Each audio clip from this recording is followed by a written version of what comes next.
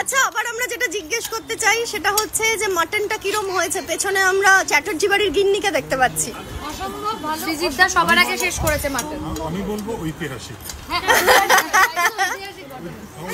মাংস চুরি হয়ে গেছিল আজকে, জানো? এই গল্পটা, এটা থেকে একটা ওয়েব সিরিজ আমরা অলরেডি প্ল্যান করে ফেলেছি। কাস্টিং হয়ে গেছে। আমি ঋত্বিককে ফোন করবো এই নিয়ে, যে আমি কিন্তু এখন সব রকম চরিত্র করছি।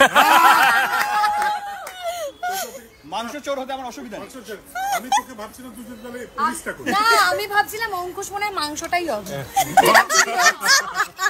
বস এটা জাস্ট না, কিন্তু আমার বক্তব্য হচ্ছে যে বিহাইন্ড দ্য সিন যেটা হয়েছে, যে দুজনের ঝগড়া হয়েছে এবং রান্না করার আগে একজন মাংস নিয়ে পালিয়ে গেছে, মানে এত ইউনিক স্ক্রিপ্ট। এবং আমার মনে হয় যে এটা দিয়ে একটা খুব ভালো ওয়েব সিরিজ হবে।